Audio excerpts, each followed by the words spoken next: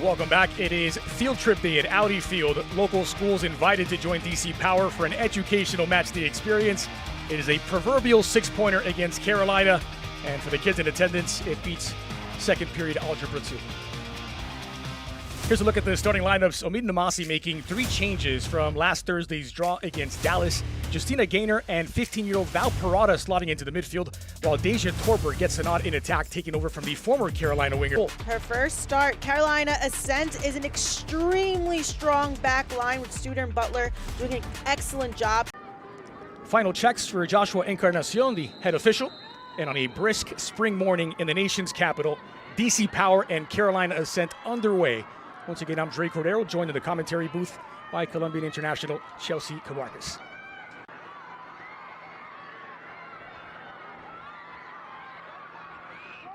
Crossed in, back post for Torbert, arriving point blank, and open net. There's the opener. And it won't count. It's waved off by Encarnacion. Signal a handball in the lead up to the goal. Incredible look and connection. Torbert, if she would have just held her run a little bit longer, it would have been so much easier to run in and just one-touch finish. But monopolizing possession, Parada did well to deal with the double team. Here's Colton. Slipped through for Ibarra.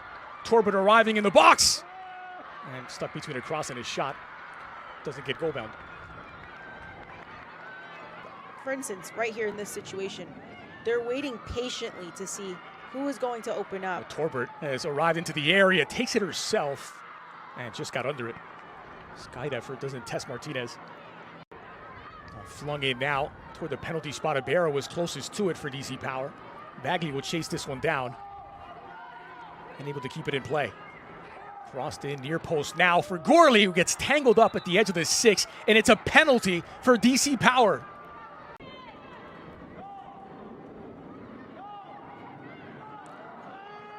Oh, it's goal bound and nearly an own goal. Nearly an own goal, and that is something you don't want your goalkeeper. Colton back post, Gorley now receives it, chesting it down, and it's saved by Martinez with Ibarra waiting to pounce. Martinez to make a decision. Luckily, she was quick to react. Carolina more of a mid-block now, trying not to defend too deeply. Not applying much pressure on the ball carrier either, and that'll take us to the end of the opening 45 minutes. At the break, it's DC Power 0, Carolina Ascent 0. No changes from either manager, so the same 22 players that walked out are out again for the start of this second half. And it's DC Power moving from right to left on your screen as we get things underway in this early midweek kickoff. So we'll see if she can actually get a chance or an opportunity out of this. Leads the league in chances created. This one is flung in. Back post on the doorstep and cleared out of danger as Studer was there with an unmarked header. Now Colton trying to turn defense into attack. Carolina have done well.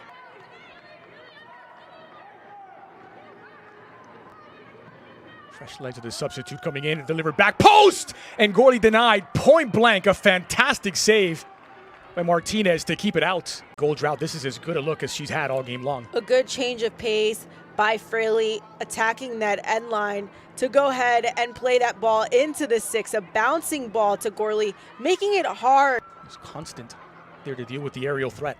Now we're starting to see a bit more dynamic and movement for Carolina. Bit more intensity off the ball. Whereas in before in the first half, they came out a little bit flat. Had a thought about the shot, more than a thought. It's delivered goal bound, and Merrick not able to find the target. As Merrick continues to run on this near side, which should be picked out.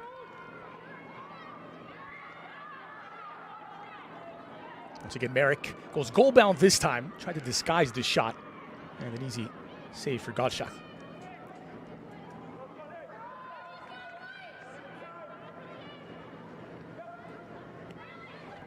Fraley.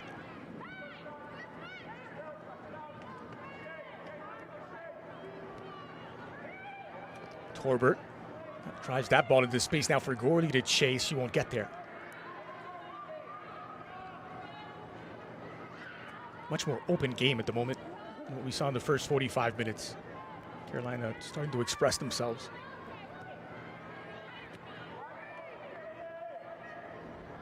Won by Cummings, turning defense into attack. Here's the captain. Colton now, options to either side. Colton picks her own number.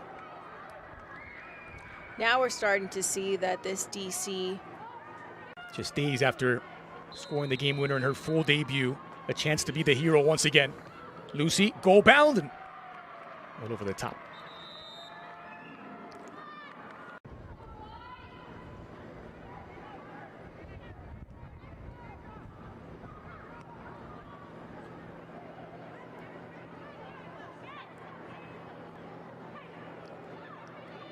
Here comes Carolina.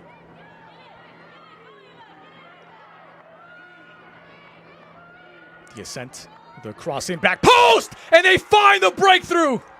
They've been growing into the game. They've now overtaken DC Power, and for the second time in as many matches, it's Tyler Lussi on the score sheet.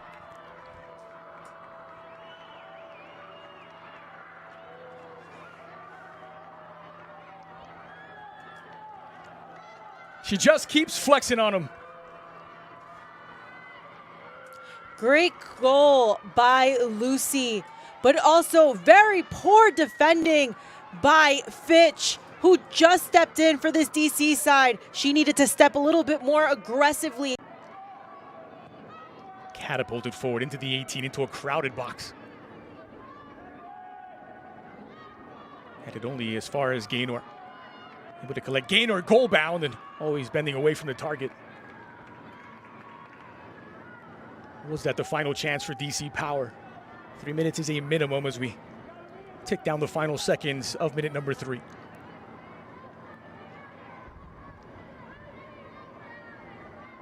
What a turnaround from Carolina. They were barely in it in the first half. Well, they did not concede. And just a different side in attack and in transition in the second stanza. That's what makes great teams untouchable. Like this Carolina Ascent side, even on their worst day, they're able to win games and turn things around. I'm not going to say it's their forward, worst looking game. for Worley once again. Richardson. Now Bagley. Can they snatch a lead equalizer? It's lifted into the heart of the area. Dealt with by Studer. And there's the final whistle. It's 3 wins in a row for Carolina Ascent on the up and up as they create a 6-point cushion on DC Power